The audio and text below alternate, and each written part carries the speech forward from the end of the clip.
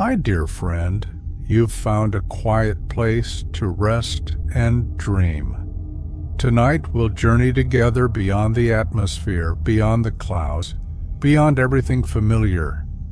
As I take you with me on a voyage to the moon, I want you to get comfortable now.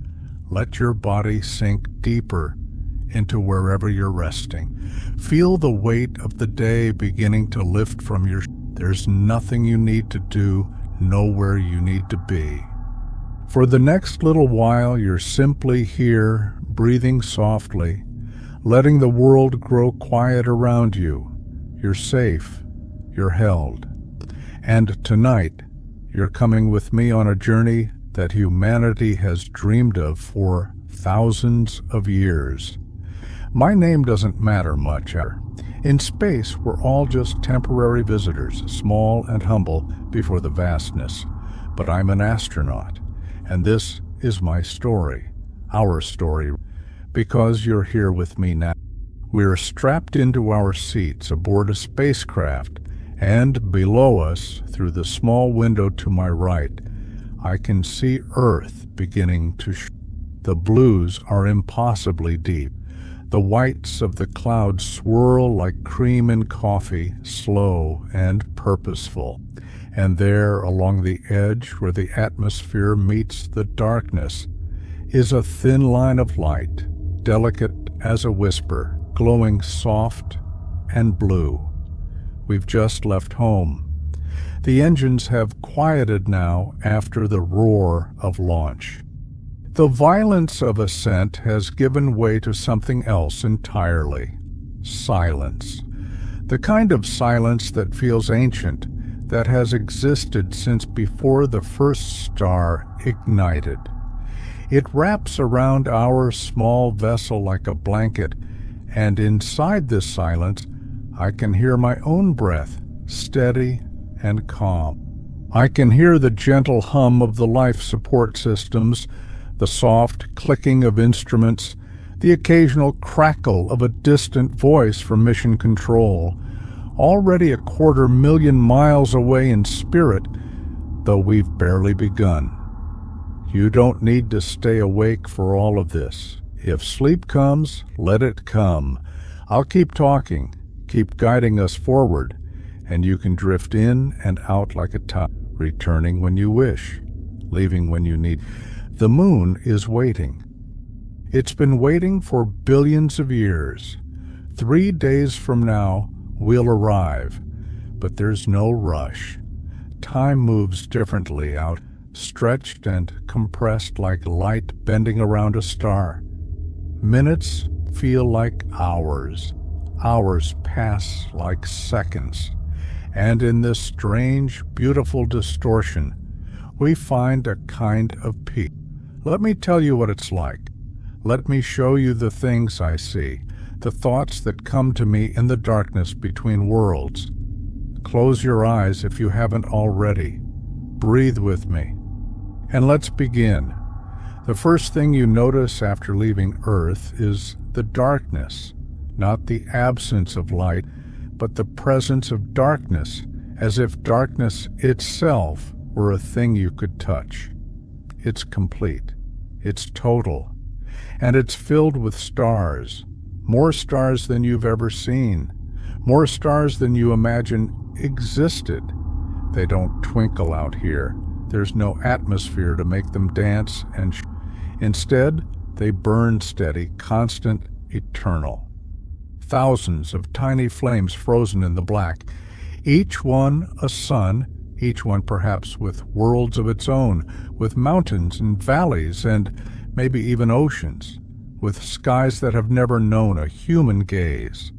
I find myself staring at them for long stretches, forgetting to blink, forgetting even to breathe. My crewmate Sarah does. Sometimes we don't speak for an hour or more. There's nothing that needs saying. The universe is speaking louder. We're traveling at about 25,000 miles per hour. Fast enough that if you could somehow stand outside and throw a ball forward, it would seem to freeze in place, waiting for us to catch up to it before moving again. fast enough that we'll cover the distance between Earth and Moon in roughly 3 days. But out here, it doesn't feel fast at all. It feels like drifting, like floating on a calm sea with no shore in sight, no destination, just the gentle rocking of waves that go. Behind us, Earth continues to shrink. Every hour it's smaller, more delicate. I take photos through the window, though I know no photograph will capture what I... The whole planet fits in the frame now. One world. One fragile blue marble suspended in an ocean of nothing. All the people I've ever known are down there. Everyone I've ever loved. Everyone who's ever lived. All our history, all our wars and peace treaties, all our songs and stories contained in that small, glowing sphere. It's humbling. It makes your problems feel smaller, not insignificant, but right-sized. Perspective is a gift the universe gives to those who venture far enough from home to look back. You're growing tired now, perhaps. Your breathing has slowed. Your thoughts are beginning to blur at the edges, softening like watercolors in rain. That's good. That's exactly right. Let yourself drift with me.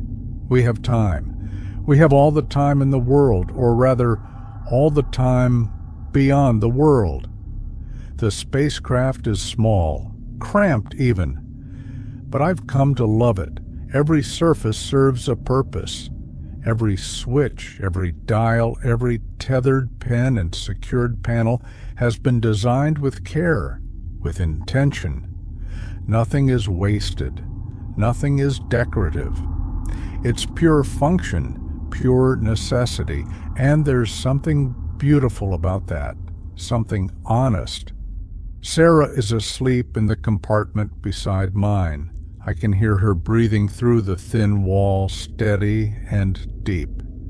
She's a geologist, here to study the lunar surface, to collect samples, to piece together the moon's ancient history. She's brilliant and calm, the kind of person who makes you feel safer just by being near. We've trained together for 2 years, run through every possible emergency, every contingency.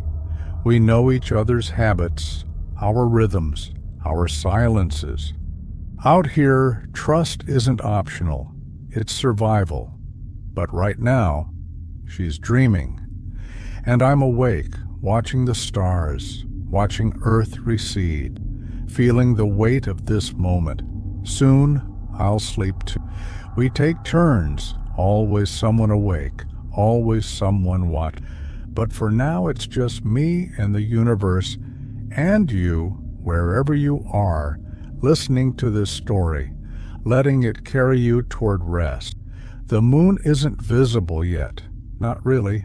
Oh, it's out there, of course, pulling us forward with its gentle gravity, but it's lost in the darkness. A shadow among shadows. In a day or so, it will begin to emerge, a gray crescent catching the sun, growing fuller and larger until it fills our view, until there's nothing else, just that ancient scarred face we've gazed at since childhood. But for now, we're in between worlds, between moments, suspended in the vastness like a seed floating on the wind, trusting that we'll land where we're meant to.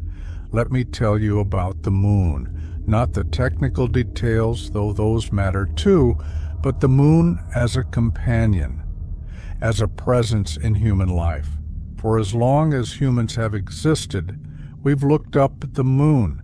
We've told stories about it, made it a goddess, a realm of the dead, a source of madness, a symbol of change and cycles and times. We've watched it wax and wane, measured our months by its journey across the sky, planted crops according to its phases, navigated oceans by its... The moon has been our nightlight in the darkness, our calendar, our muse. Poets have written thousands of verses trying to capture its beauty. Lovers have walked beneath it, hand in hand. Children have pointed at it with wonder, asking why it follows them home, why it changes shape, why sometimes you can see it even during the day. And now, here I am, hurtling toward it at impossible speed, about to walk on its surface, to leave footprints that will last for millions of years because there's no wind to erase them, no rain to wash them away. It feels like a dream, like something my child self imagined but never truly believed. And yet, here I am, here we are. The moon formed about 4 or 5 billion years ago, not long after Earth itself. The leading theory is that a Mars-sized object, sometimes called Theia, crashed into the young Earth in a collision so violent, so catastrophic, that it vaporized rock, melted the surface, and sent countless tons of material spinning into orbit. That debris, still hot, still glowing, gradually came together, pulled by gravity, cooling slowly into the sphere we now call Moon. So, in a sense, the Moon is made of Earth. It's a piece of our world, separated by violence, held at a distance by physics, but still connected, still bound by invisible threads of gravity, still pulling our oceans into tides, still stabilizing our axis, still making life on Earth possible in ways we're only beginning to understand. We're going to visit a long-lost relative, a sibling born of fire, who's been watching over us for billions of years. I wonder what it will feel like to stand on its surface, to look up and see Earth where the moon should be, to know that everything I've ever known is contained in that distant blue light. You're drifting now, I can sense it.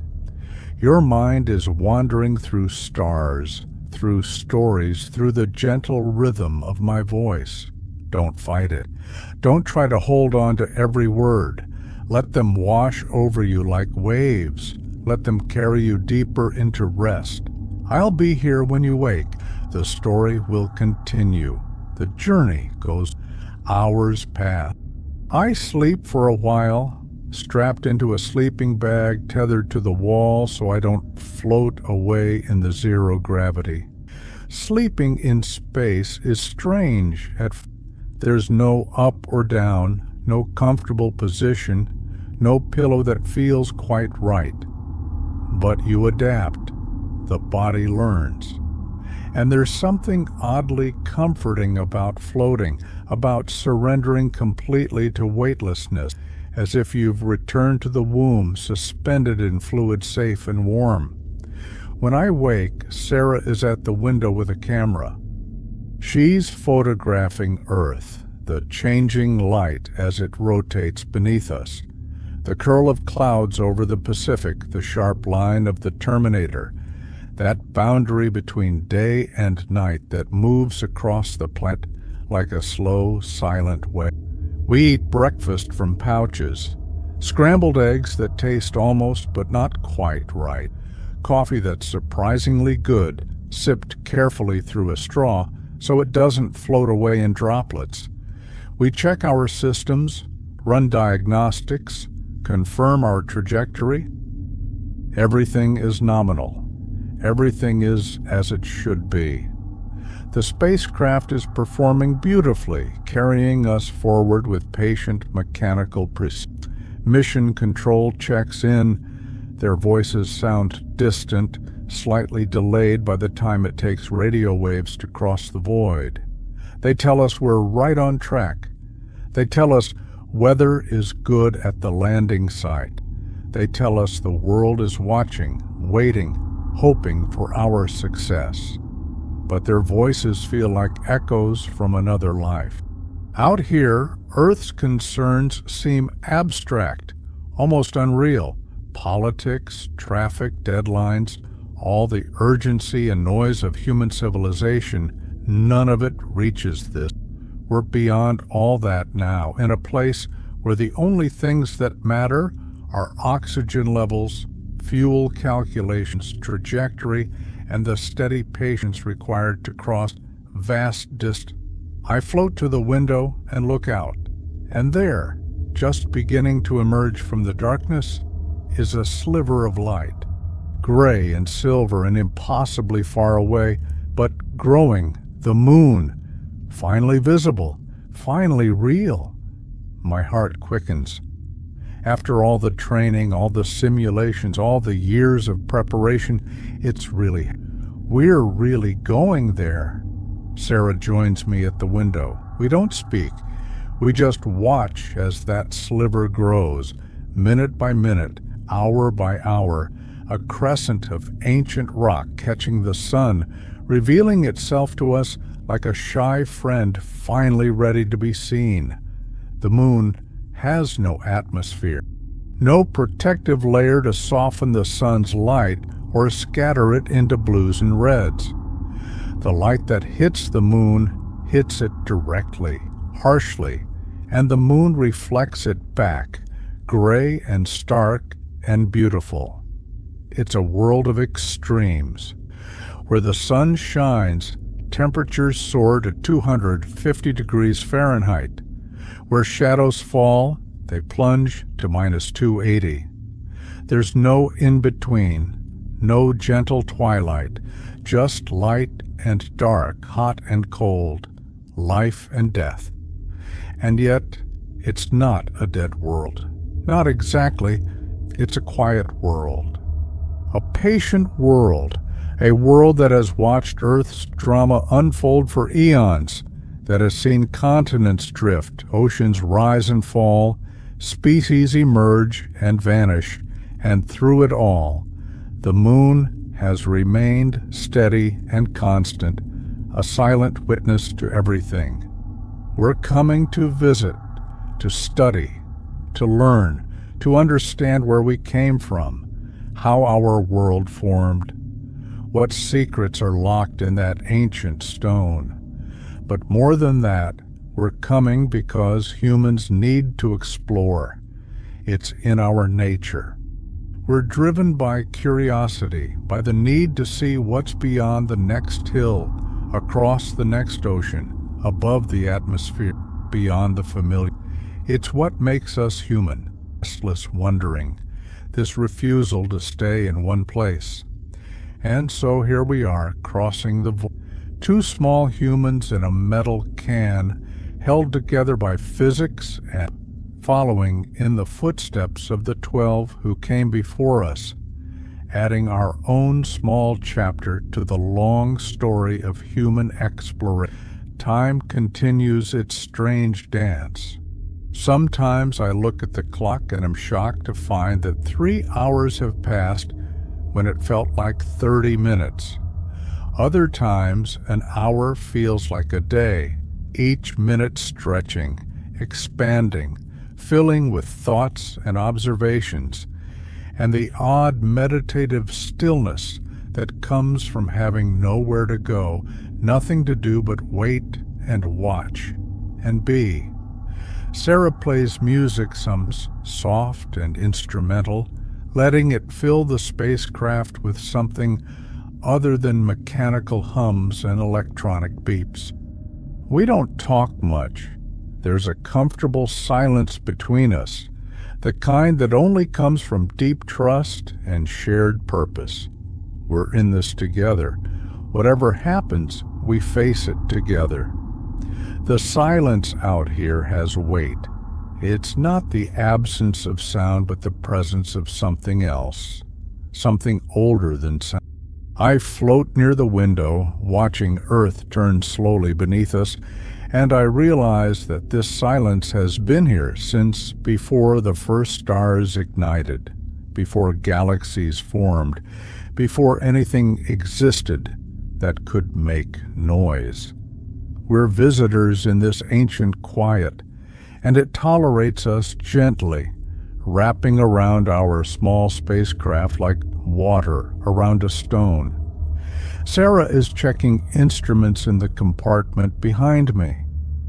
I can hear her moving, the soft rustle of her clothing against the equipment, the occasional beep of a console. These small sounds feel sacred somehow, precious reminders that we're alive, that we're here, that consciousness exists in this vast emptiness. I think about all the people throughout history who looked up at the stars and wondered what it would be like to be among them. Ancient astronomers in Babylon, charting the movements of planets with nothing but their eyes and patience. Galileo, pointing his crude telescope at Jupiter and discovering moons, worlds orbiting another world. Kepler, working out the mathematics of orbital motion, proving that planets move in ellipses, not perfect circles. Newton, understanding gravity, seeing the invisible force that holds everything together. Each of them added a piece to the puzzle. Each of them brought us closer to this moment, to me floating in a spacecraft between Earth and Moon, living a dream that countless humans dreamed before me but never thought possible. And I'm humbled by that. I'm standing on the shoulders of giants, as Newton himself said. I'm here because of their curiosity, their persistence, their refusal to accept ignorance as permanent. The Earth continues to shrink. Every time I look, it's smaller, more fragile. The continents are clearly visible now, shapes I learned in school, memorized from maps and globes. But seeing them from here is different. There are no borders visible no lines dividing nations, no markers showing where one country ends and another begins. Just land and water, clouds and light, all flowing together in one continuous, interconnected system. It makes me wonder about all the conflicts happening down there right now. Wars being fought over borders I can't even see. Resources being hoarded. People treating other people as enemies because they were born on different sides of invisible lines. From here it all seems absurd. We're one species on one small world. Everything else is just stories we tell ourselves, categories we invented, divisions we maintain out of habit or fear or greed. But I know it's not that simple. I know that when I return to Earth, those divisions will feel real again. Daily life has a way of making the immediate feel more important than the cosmic. Bills need paying. Conflicts feel personal. The big picture fades into the background. Still, I hope I can hold on to this perspective, even a little, even just enough to remember that we're all in this together, all passengers on the same small. Time moves strangely out here. Sometimes an hour passes in what feels like minutes. Other times, 10 minutes stretch into what feels like an afternoon. There is no day or night in the sun doesn't rise or set. It's just there, constant and blazing, unless we're in Earth's shadow, and then it's gone completely, instantly, like a light switching. Our bodies don't know what to make. We're programmed for 24-hour cycles, for sunrise and sunset, for the rhythm of day following night following day. Out here, that rhythm, we try to maintain it artificially, setting our clocks, dimming lights at designated sleep times, but it's not the same. The body knows. It feels the wrongness of it, the disconnection from natural cycles. But we adapt. Humans always adapt. It's one of our greatest strengths. Put us in any environment, and we'll figure out how to survive, how to function, how to eventually thrive. That's why I believe we'll succeed in space. Why I believe we'll build colonies on the Moon and Mars and eventually beyond. Because adaptation is in our nature. We're survivors. We're problem solvers. We're stubborn in the best possible way. I pull out a meal pouch from the storage compartment. Beef stew, the label says, though it tastes more like a vague suggestion of beef stew.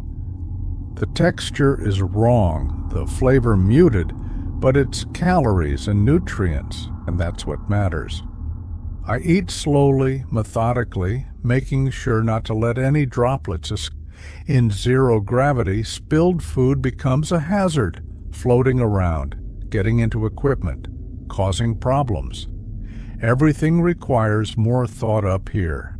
Actions that are automatic on Earth require planning, precision. You can't just set something down and expect it to stay there. You can't pour water from a container. You can't walk across a room.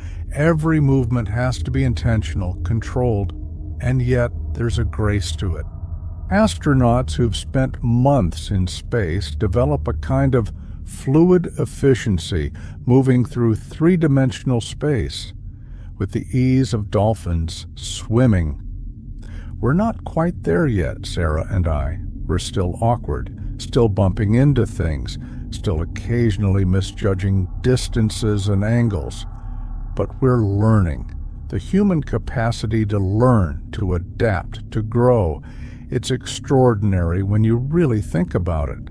We're born knowing almost nothing. We can't walk, can't talk, can't feed ourselves. We're helpless. And yet, within a few years, we've learned language, learned to navigate complex social situations, learned to use tools, learned to think abstractly. And we keep learning throughout our lives. We never stop.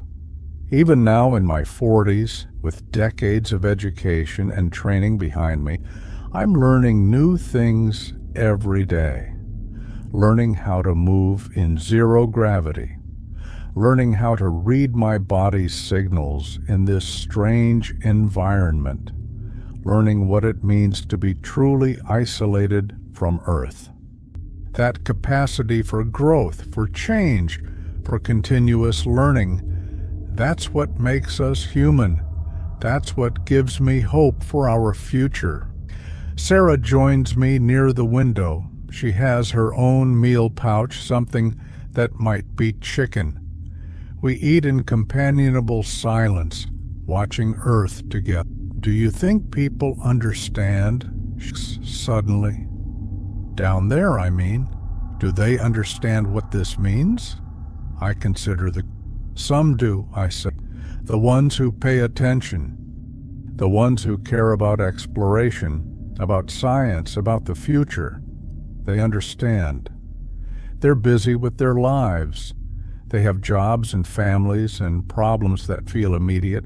Space exploration feels abstract to them, remote, not relevant. She nods slowly. But it is relevant. What we're doing here, what we learn, it affects everyone. The technology we develop for space travel ends up in hospitals, in homes, in everyday life. The perspective we gain, the understanding of Earth as a single interconnected system, that could help us solve so many problems. I know, I said, but perspective is hard to communicate. You can show someone a photograph of Earth from space, and they'll say it's beautiful. But they won't necessarily feel what we feel. They won't necessarily change how they think about themselves, about humanity, about our place in the... So what do? How do we share this? We tell our story, I said. We try our best to put it into words, even though words aren't adequate. We show them the photographs, the data, the samples we bring back. We inspire the next generation, and we trust that gradually, over time, more people will understand. More people will catch the vision of what we could become. She smiles at that, optimistic. I have to be? Otherwise, what's the point? We finish our meals, dispose of the pouches, and return to our respective tasks. Sarah goes back to her instruments, checking our trajectory, confirming that we're still on course. I float to the communication console and compose a message for Mission Control, updating them on our status, our position, our condition. The messages take minutes to travel, even at the speed of light. The moon is far away. Not as far as Mars or the outer planets, but far enough that real-time conversation is impossible. We send messages, wait for responses, send more messages. It's like using email instead of a phone, slower, more deliberate. But it works. Mission Control responds. Everything is nominal on their end. Weather is good at the landing site. The trajectory is perfect. We're advised to get some rest during the next cycle. The landing sequence will be intense, and we'll need to be sharp. They're right. I can feel the fatigue creeping in, the cumulative effect of stress and excitement, and the body's confusion about time. We both should. I tell Sarah, and she agrees. We retreat to our sleeping compartments, secure ourselves in our bags, and close our eyes. Sleep comes slowly. My mind is too active, too full of thoughts and anticipations. I think about the moon, waiting for us somewhere ahead in the darkness. I think about what it will be like to walk on its surface, to be one of the few humans who've ever done so. I think about the samples the experiments we'll run, the knowledge we'll bring back. But I also think about the simple wonder of it, the fact that I'm here at all, that I get to experience this, that I'm part of this grand human adventure of exploration and discovery. Eventually, my thoughts slow, my breathing deepens, and I drift into a strange, weightless sleep, dreaming of stars and silence and small blue planets hanging in infinite dark. When I wake, I don't know how long I've been asleep. Time is meaningless here. The chronometer says 6 hours have passed, but it feels like either 30 minutes or 3 days. My body is confused, sluggish. It takes me a while to remember where I am, why I'm floating, why everything feels wrong and right at the same time. Sarah is already awake, at the window again. She's always at the window. I understand why. The view is addictive. Once you've seen Earth from space, it's hard to look away. You want to memorize every detail, burn it into your brain, make sure you'll never forget. I join her. Earth is noticeably smaller now. We're approaching the halfway point, the place where the moon's gravity becomes stronger than Earth's, where we transition from falling away from home to falling toward our destination. It's a subtle shift, nothing dramatic. But it feels significant, like crossing a threshold, like committing fully to the journey. Can you see it yet? I ask, looking for the moon in the darkness ahead. Not yet, Sarah says, but soon, another few hours maybe. It should start to show up as more than just a dark spot against the stars. We watch together, waiting, and gradually, incrementally, the moon begins to reveal itself. At first, it's just a subtle darkening, a place where stars are missing. Then, slowly, the edge catches light. A thin crescent, gray and silver, emerging from the void. It's mesmerizing. I've seen the moon countless times from Earth, but this is different. This is the moon as a destination, as a place we're actually going, not just something to look at from a distance. The crescent grows. Minute by minute, hour by hour, the moon reveals more of itself. The terminator, that line between light and dark becomes visible. Craters appear, their edges sharp and clear in the harsh sunlight. The surface texture becomes apparent, the result of billions of years of meteorite impacts. It's beautiful in a stark alien way. There is no softness here, no atmosphere to diffuse light, no water to erode edges, no life to green the landscape, just rock and dust. I find myself thinking about the astronaut, the Mercury and Gemini crews who proved humans could. The Apollo astronauts who first made this journey, who first landed on the moon, who first walked on another world. Neil Armstrong and Buzz Aldrin, Pete Conrad and Alan Bean, Alan Shepard hitting golf balls on the lunar surface. Eugene Cernan, the last human to walk on the moon in 1972, over 50 years ago now. They were pioneers. They went with less knowledge, less technology, less certainty than we have. They went anyway, driven by curiosity and courage and the simple human need to explore. And they succeeded. They proved it could be done. They opened the door for all of us who came after. We're building on their legacy, taking the next steps, extending human presence beyond Earth, making space travel not just possible, but routine, sustainable, permanent. It's exciting and terrifying at the same time. We're responsible for continuing their work, for not letting the dream die, for ensuring that humans remain a spacefaring species. That's a lot of pressure. But it's also incredibly motivating. We're part of something larger than ourselves, part of a story that began thousands of years ago when the first human looked up at the stars and wondered, and that will continue long after we're gone. The moon is larger now, still distant, but undeniably undeniably our destination. I can see details on the surface, individual craters, the texture of the Moriah, the brightness of the ray systems spreading from younger impacts. Soon we'll be there. Soon we'll enter orbit. Soon we'll begin the descent. Soon we'll stand on that ancient, silent surface and look back at Earth and see our home from the perspective of another world.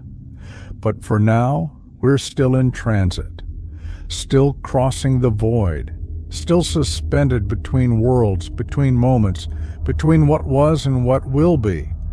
And there's a peace in that, a calm, a sense of rightness. We're exactly where we're supposed, doing exactly what we're supposed to do. Following in the footsteps of explorers, continuing the journey, pushing the boundaries of human experience. And you're here with me. You've traveled this far. You've seen what I've seen, felt what I've felt. And I hope you're feeling that same sense of peace, that same calm, that same connection to something larger than yourself. Let it wash over you now. Let it ease the tensions in your body. Let it quiet the chatter in your mind. You're safe. You're held. You're part of this vast, beautiful universe, and the universe is taking care of you. Breathe slowly, deeply. Let each breath carry you deeper into relaxation, deeper into rest. The moon is larger now, no longer a sliver, but a half circle, bright and textured, its surface revealing details I've only seen in photographs before. The dark patches called Maria, the Latin word for sea, though they're not seas at all but ancient lava flows, hardened billions of years ago when the moon was still geologically active, when volcanoes erupted and molten rock spread across its surface before cooling into vast, smooth plains. The lighter areas are the highlands the original lunar crust, battered by billions of years of meteorite impacts, each collision leaving a scar, a crater, a memory of violence frozen in stone. I can see Tycho, the bright crater near the South Pole, its rays of ejected material spreading outward like the petals of a flower. I can see Copernicus, large and complex, its terraced walls visible even from this distance.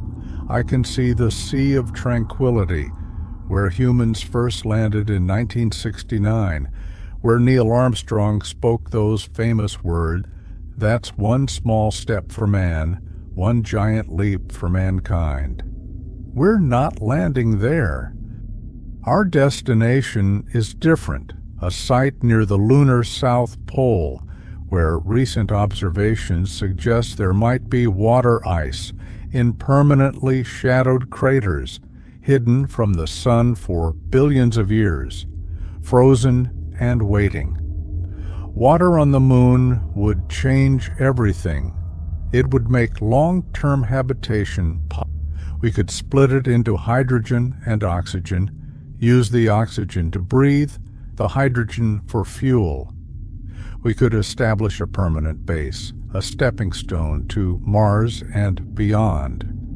The moon could become humanity's first home, away from home.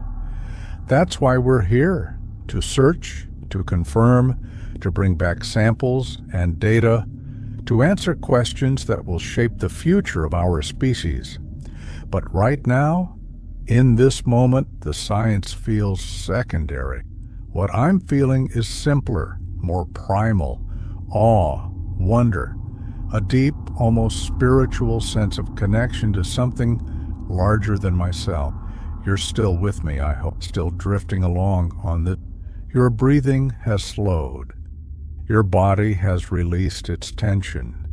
You're floating now in your own way, suspended between waking and sleep, held by the gentle rhythm of this story. Stay as long as you like. Leave when you need to. Rest when you're ready. I'll keep talking, keep guiding us forward, and the moon will keep growing larger, keep calling us home. We're on day 2 now. Earth is small behind us, the moon large before us. We're in between, in that strange liminal space where we belong to neither world, where we're truly citizens of space, of the void, of the vast and empty dark. I think about the first humans who looked up at the moon and wondered what it was.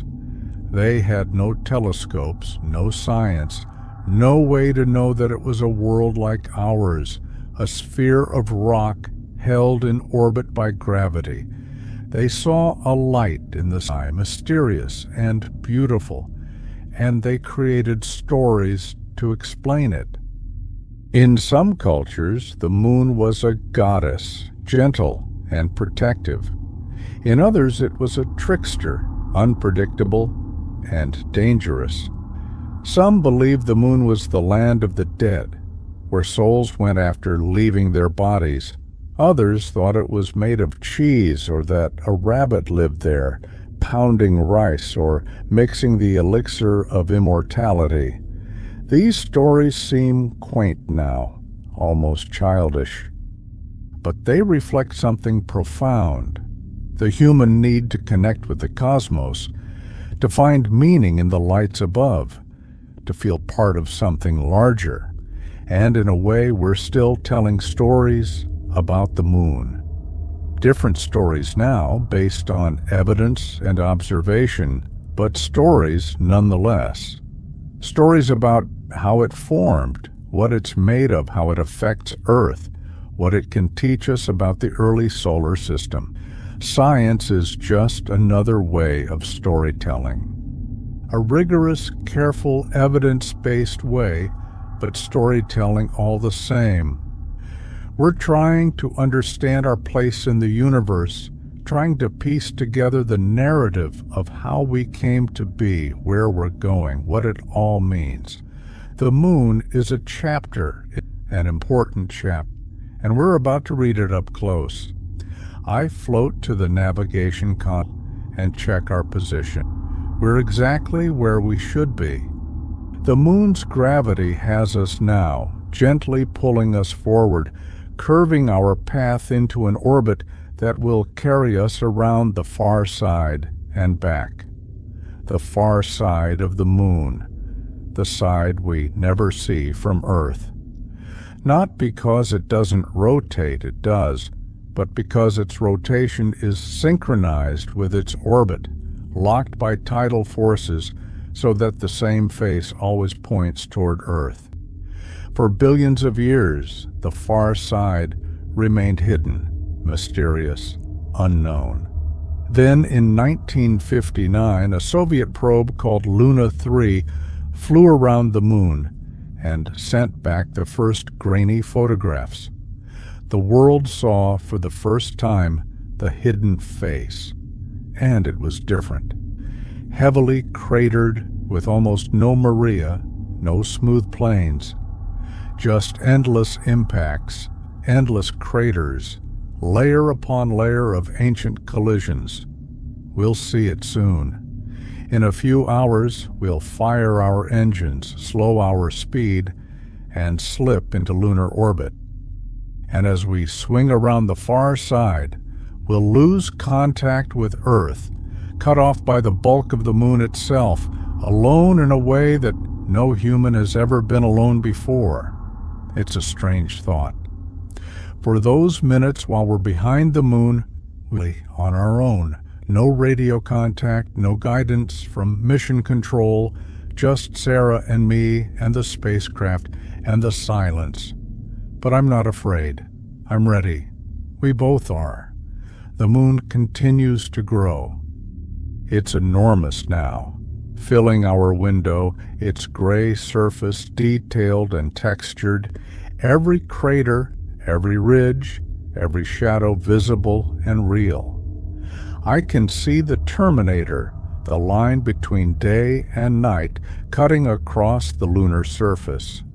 Near that line, the low angle of the sun creates long shadows, making the landscape look three-dimensional, dramatic, like mountains and valleys carved by light and dark. Soon we'll be there. Soon we'll be in orbit, circling this ancient world, preparing for our descent, for the moment when we leave the safety of the spacecraft and commit ourselves to the moon's surface. But not yet. For now, we're still in transit, still crossing the final stretch of void, and there's a peace a calm before the intensity of landing, before the work begins. Let yourself rest now. Let your mind wander. Let your thoughts become like stars, scattered and distant, each one a tiny light in the darkness, beautiful and separate and free. We're crossing into the moon's sphere of influence now. Its gravity dominates. Earth's pull has faded. We belong to the moon now, caught in its gentle but insistent embrace, falling toward it at an ever-increasing. I think about gravity. It's such a simple concept, really. Mass attracts mass. The more massive something is, the stronger its pull.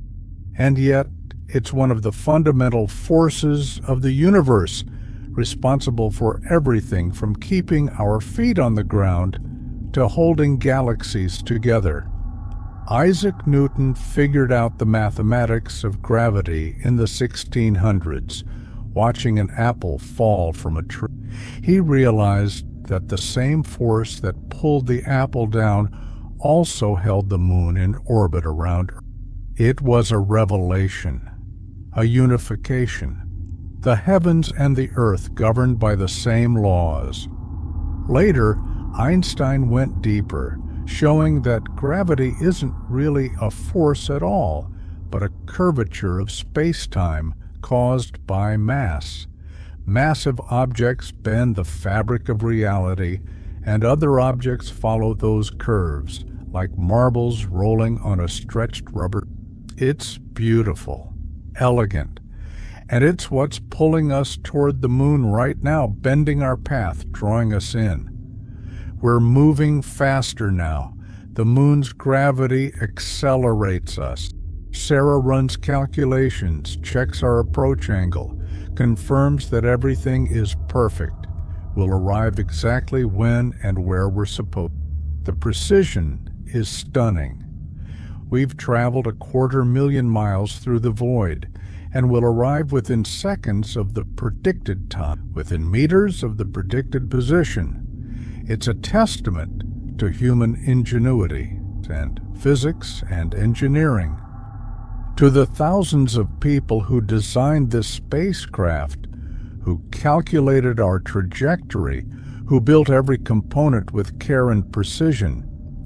But it's also a testament to the universe itself, to the fact that it follows rules, consistent and predictable rules that can be understood, calculated, relied upon. The universe is knowable.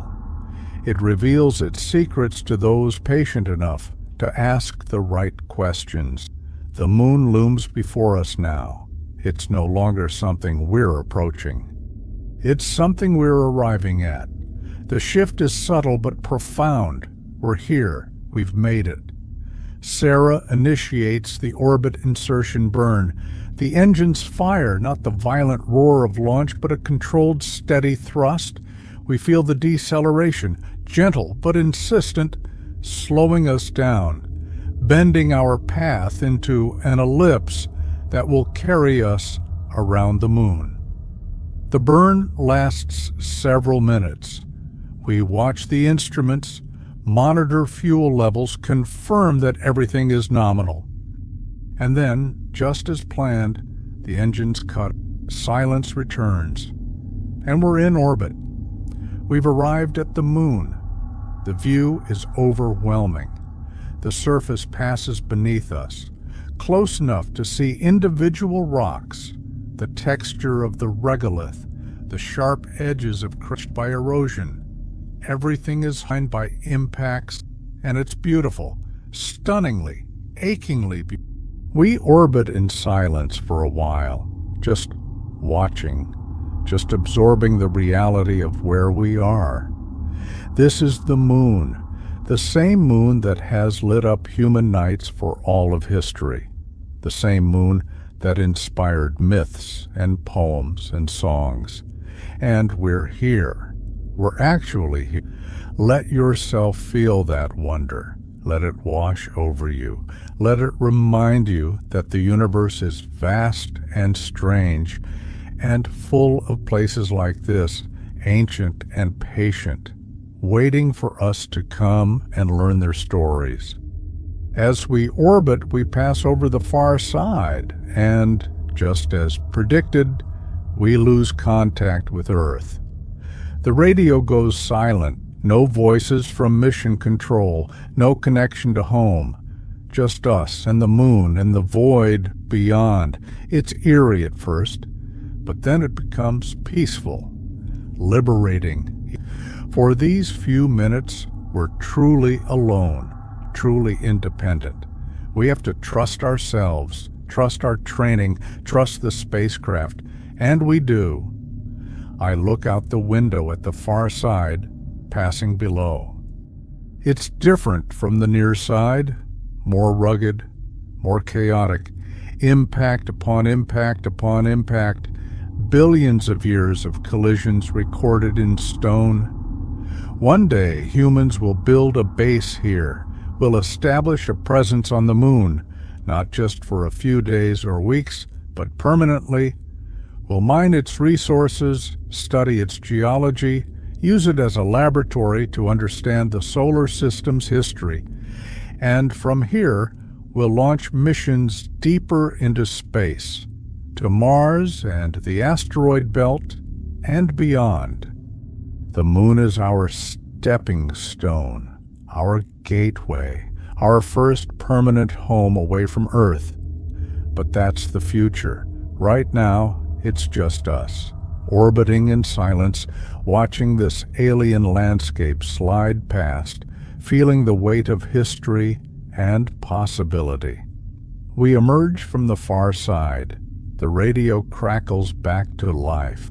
Mission Control's voices return, warm and reassuring. They confirm our orbit is perfect. They give us clearance to proceed with the landing sequence. Sarah and I exchange a glance. This is it. We're going down. We begin preparations.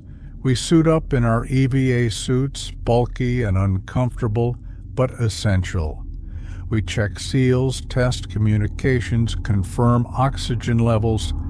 Everything has to be perfect. On the moon, there's no room for error, no atmosphere, no emergency services to call. We're on our own. The landing module separates from the main space. We strap in, run through checklists, confirm systems.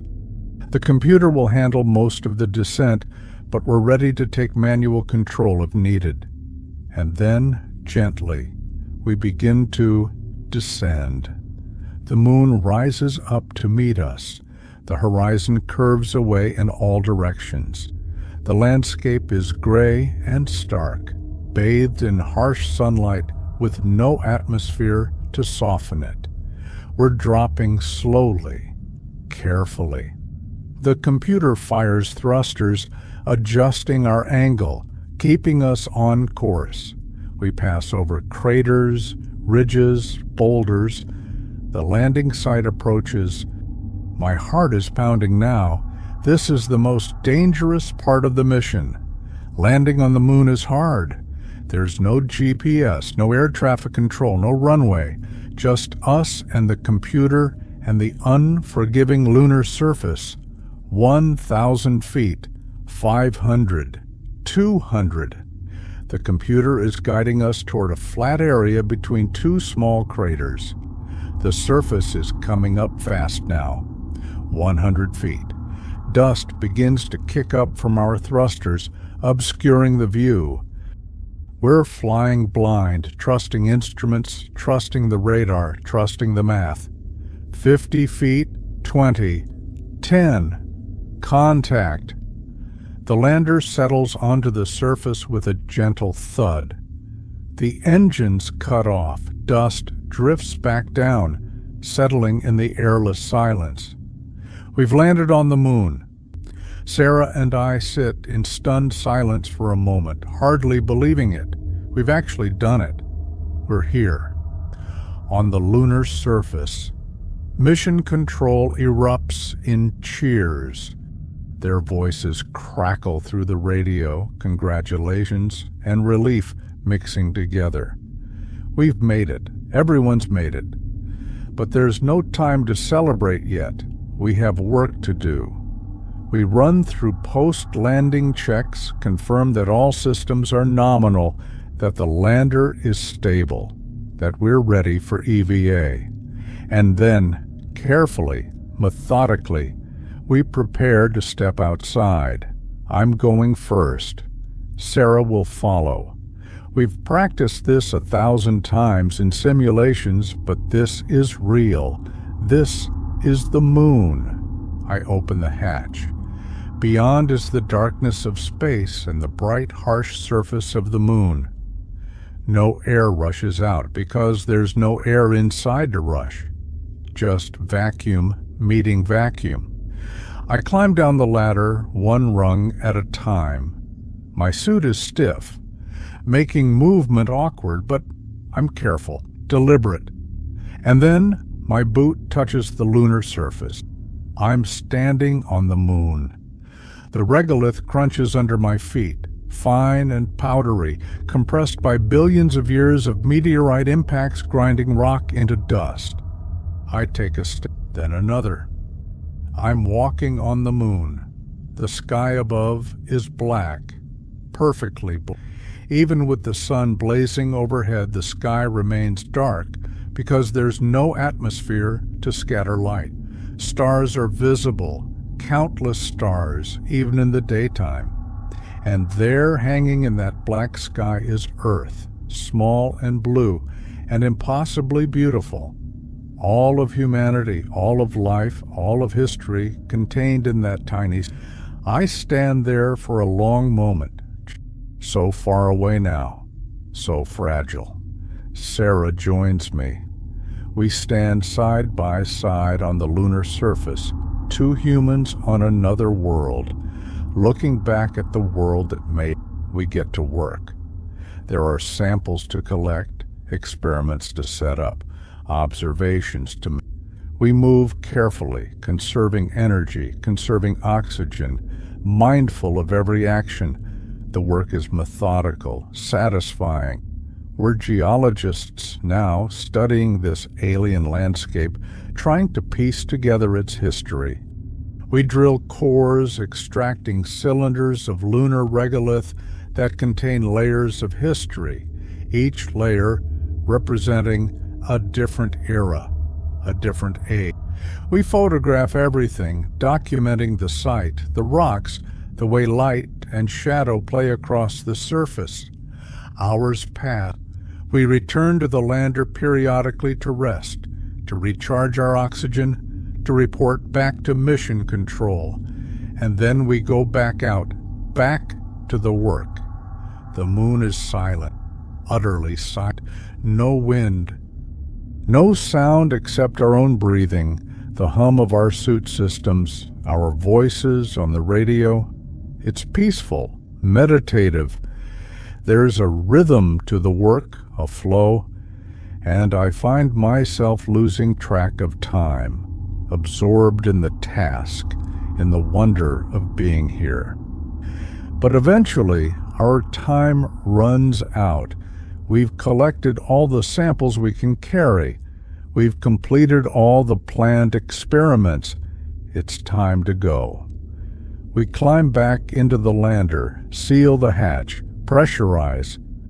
We strip out of our EVA suits, exhausted but exhilarated. And then, after one final check, we fire the ascent engine. The lander shakes. We rise from the surface, leaving behind our footprints, our equipment, our mark on this ancient world. The surface falls away. The landing site becomes a small patch of disturbed dust. The moon shrinks beneath us.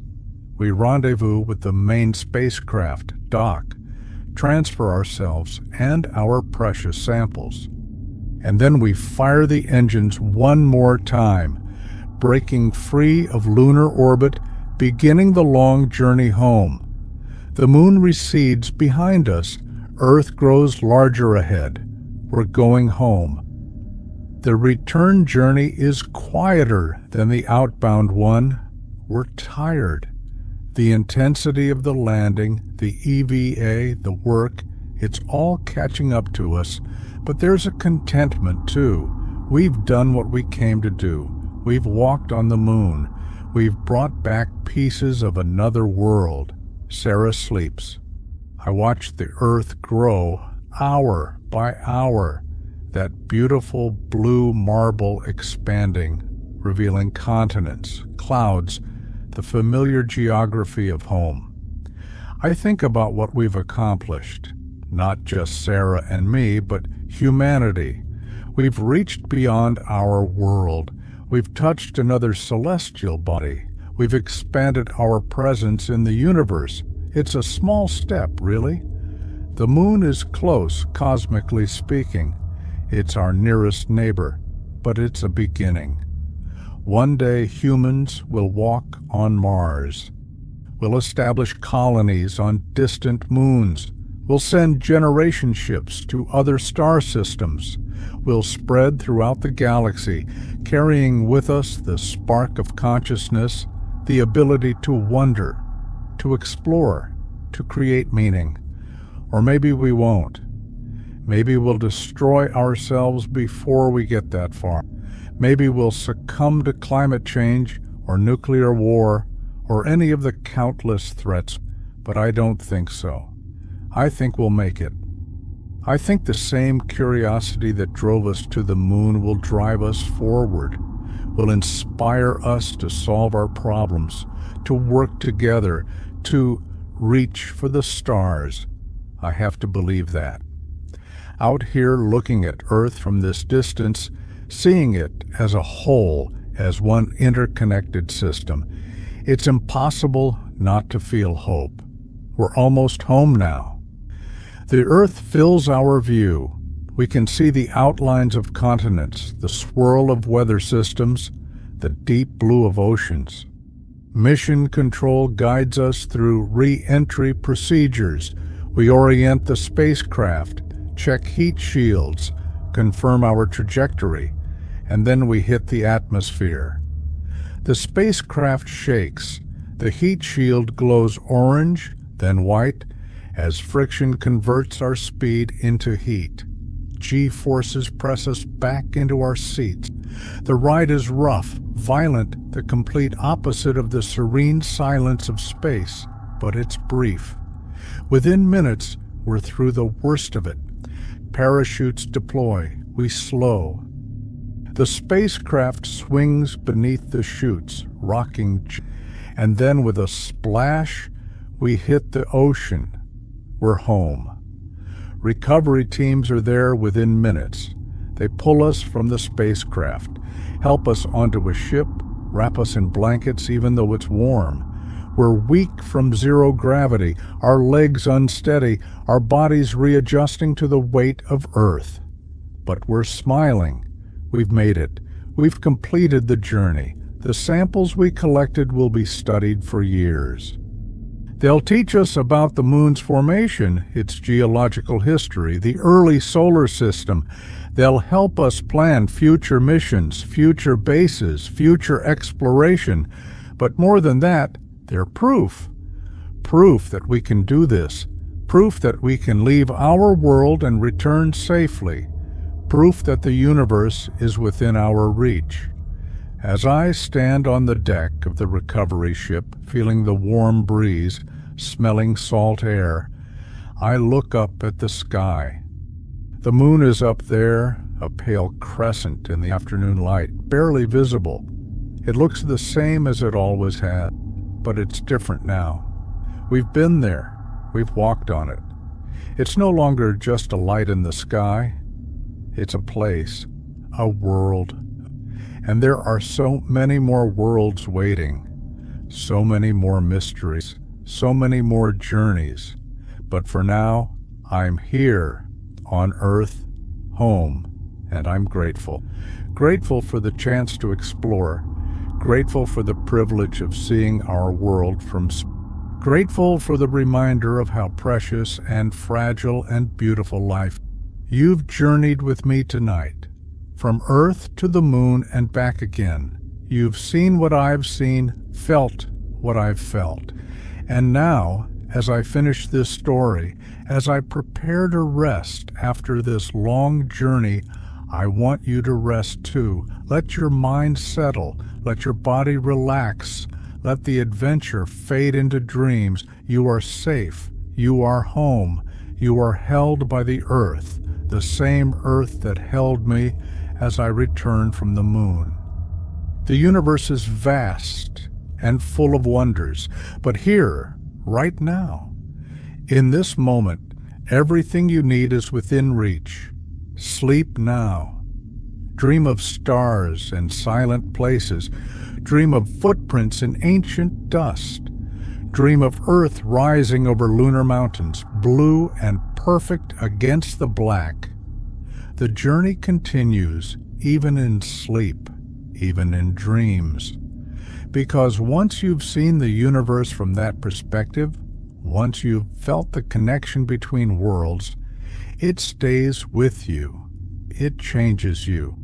I'm in quarantine now for a few weeks, a precaution to ensure we haven't brought back anything unexpected from the moon.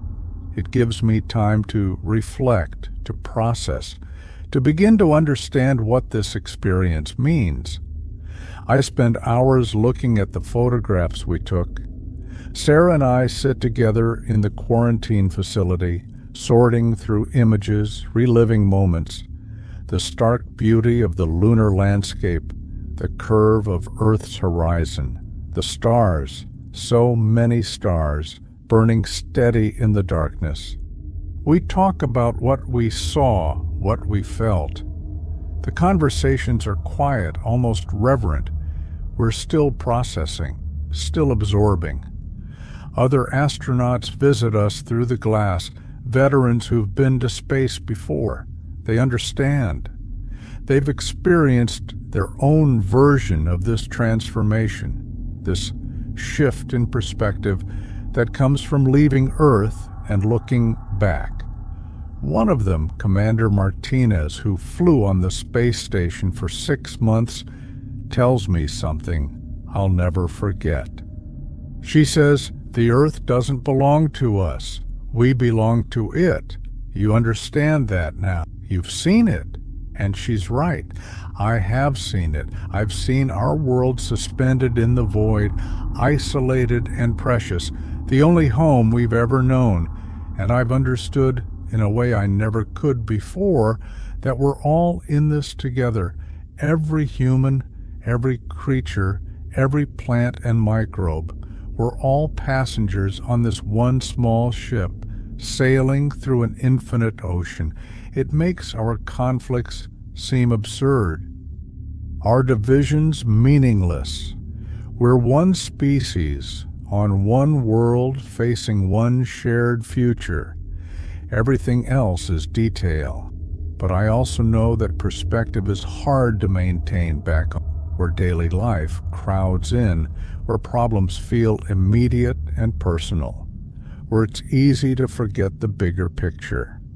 Still, I'll try. I'll carry this with me, this understanding, this sense of connection. The quarantine period ends. Sarah and I emerge to ceremonies and speeches and celebrations. We're called heroes, though we don't feel like heroes.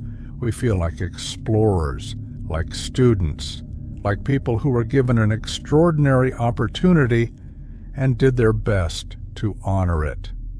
We give talks about the mission. We show photographs. We describe what it's like to walk on another world.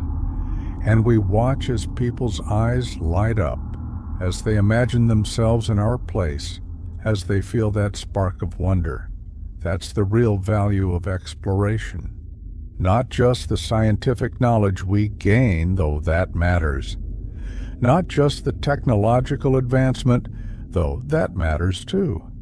But the inspiration, the reminder that humans are capable of extraordinary things when we work together, when we dream together, when we reach beyond what seems possible. A child asks me during one of these talks what the moon smells like. It's such a simple question, and yet I've never been asked it before. I tell her the truth. The moon itself doesn't smell like anything because there's no air to carry scent. But when we brought the lunar dust back into the lander and removed our helmets, it did have a smell. Faint, but distinct. Like spent gunpowder. Like the air after fireworks. Metallic and sharp. It's the smell of a world without oxygen, without moisture, without life. The smell of pure mineral and ancient stone. She wrinkles her nose and everyone laughs. But then she asks another question. Will I ever get to go there?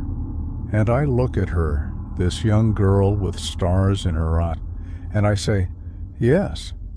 If you want it enough, if you work for it, if you never stop dreaming, then yes, you'll go farther than I did. You'll see things I can't even imagine. And I believe it. I believe her generation will inherit a solar system. They'll grow up with Mars colonies and asteroid mining and hotels in orbit. The moon will be as familiar to them as different countries are to us now. The impossible becomes possible so quickly. 66 years separated the Wright brothers' first flight from the moon landing. In one human lifetime, We went from barely getting off the ground to walking on another world. What will the next 6 years bring about the next 100, next 1,000? I can't know, and I can work to make that future real, to inspire the next generation, to keep pushing forward. Time passes, weeks become months, the intensity of the mission fades into memory, though the impact remains. I'm assigned to train the next crew, the ones who will return to the moon, who will build on what we started. I watch them prepare with a mixture of pride and envy. I want to go back. I want to stand on that surface again, to see Earth hanging in the black sky, to feel that profound connection. Maybe I will. Maybe there will be other missions, other opportunities, or maybe my time is done, my contribution made, and now it's someone else's turn. Either way, I'm grateful. Grateful for the journey, grateful for the perspective, grateful for the chance to touch another world and return home with stories to tell. Sarah and I stay in touch. We meet for coffee, some talk about the mission, about our lives, about the future. There's a bond between us now, forged in that small spacecraft, strengthened by shared experience. She's analyzing the samples we collected, publishing papers, giving lectures. The water ice we found in the permanently shadowed crater is even more abundant than we hoped. It changes everything. Future missions will be able to extract it, use it, build with it. The moon is becoming real, not just a destination, but a place where humans will live and work. Within a decade, there will be a permanent base. Within 2 decades, maybe hundreds of people living there. And from there, Mars. And from Mars, the moons of Jupiter and Saturn. And eventually, if we're patient, if we're clever, if we don't destroy ourselves, it's an incredible thought. Humanity spreading through the cosmos, taking consciousness, curiosity, creativity, to places that have known only silence for billions of years, will bring light to the darkness, meaning to the void, life to dead worlds. Or maybe we'll find that life is already out there, waiting, that we're not alone, that the universe is teeming with other minds, other civilizations, other stories. I hope so. I hope that somewhere, orbiting a distant star, there's another explorer looking up at their sky, wondering if anyone else is out there, dreaming of the day they might meet us. And maybe thousands of years from now, we will meet. We'll share our stories, our histories. We'll learn from each other. We'll grow together. But that's far in the future. For now, we're still learning to leave our own planet, still taking our first tentative steps into the cosmic ocean. And that's okay. Every journey begins with a single step. Every exploration starts with curiosity and courage. We're on our way. Slowly, carefully, but undeniably, we're on our way. I stand in my backyard sometimes at night after everyone else has gone to bed, and I look up at the moon. It's strange to think I've been there. To know that somewhere on that silver disk are my footprints, preserved in dust, waiting.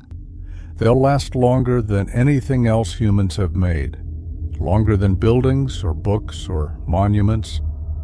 In 1,000,000 years, when our civilization is forgotten, when the earth has erased all evidence of our existence, those footprints will still be there, on the airless surface of the moon, a record that we were here, that we reached beyond our world, that we dared to explore. It's a humbling thought, and an inspiring one. The moon is waxing now, growing fuller each night. In a few days it will be full.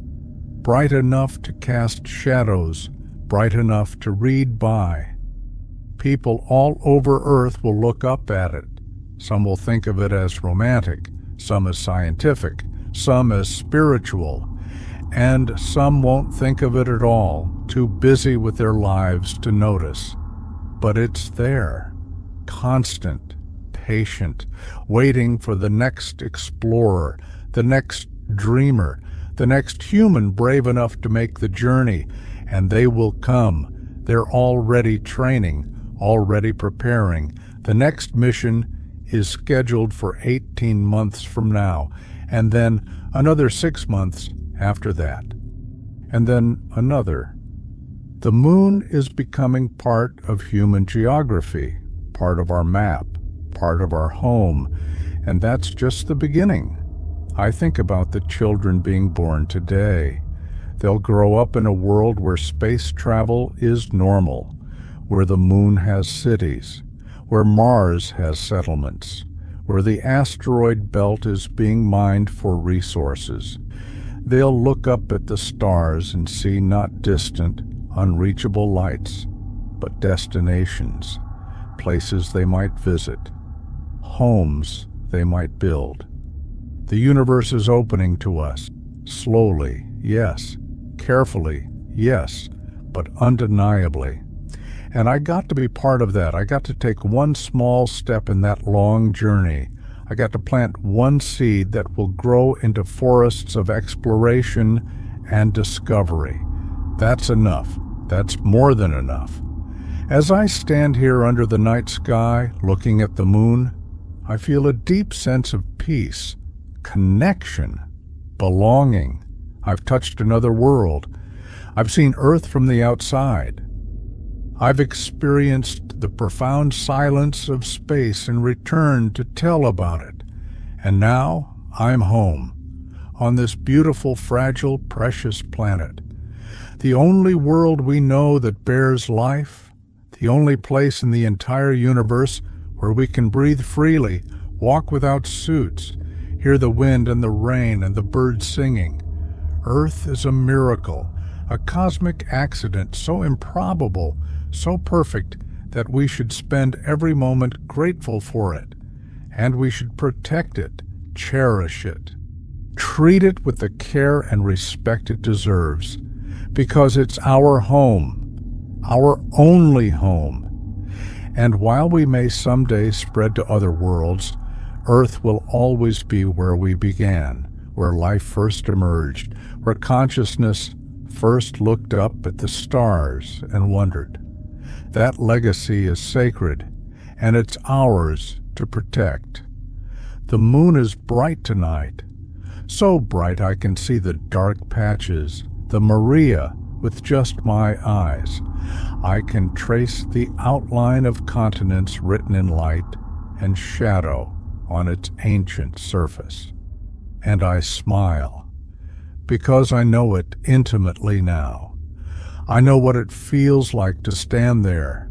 I know its silence, its starkness, its beauty.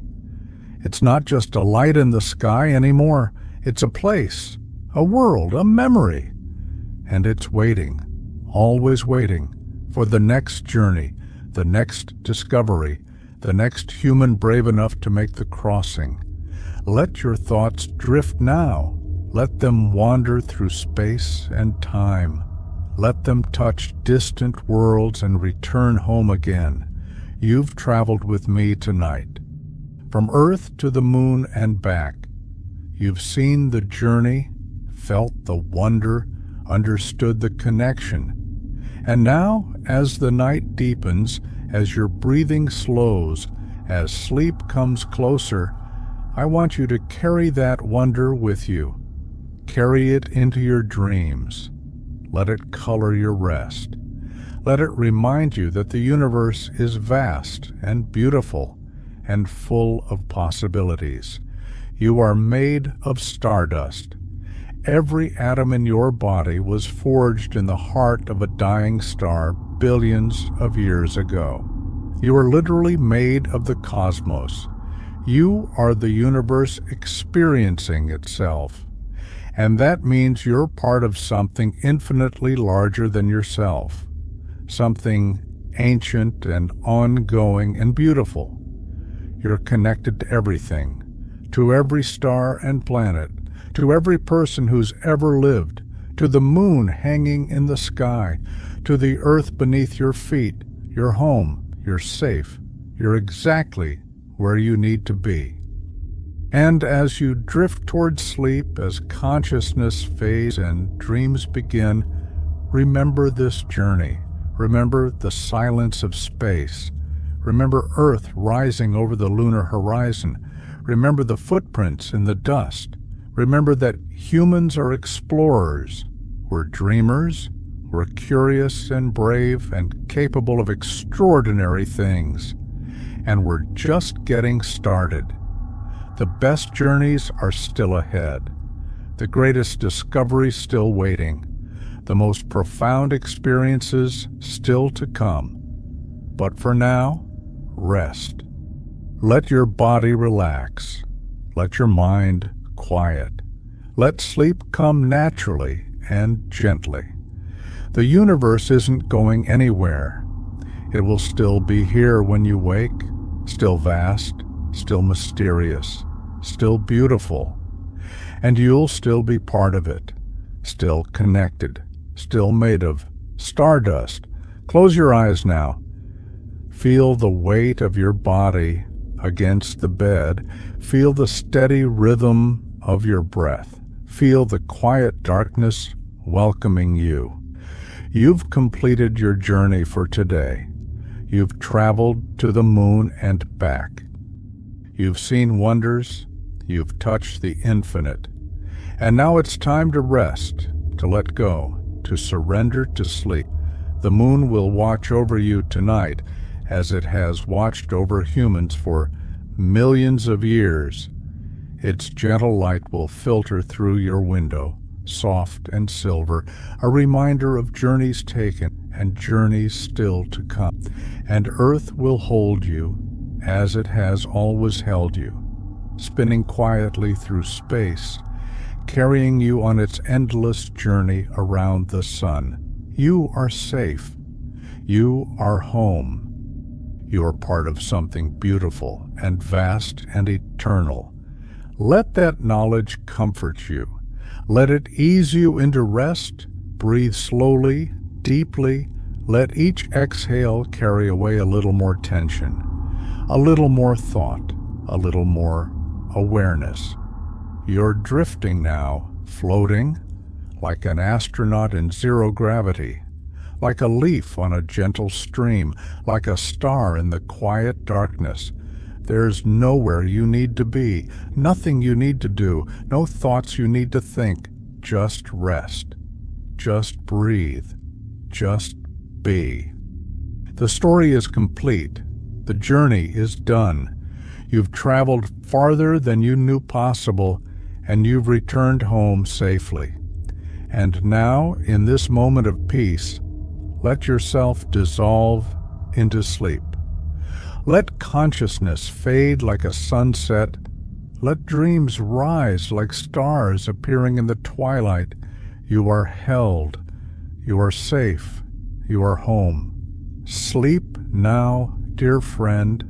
Sleep deeply and peacefully. Let the universe cradle you. Let the moon watch over you. Let Earth carry you through the night. And when you wake, whenever that might be, you'll remember this journey, this adventure, this moment of connection with the cosmos. But for now, sleep. Just sleep. The moon is bright tonight. The stars are infinite. And you are home. Good night.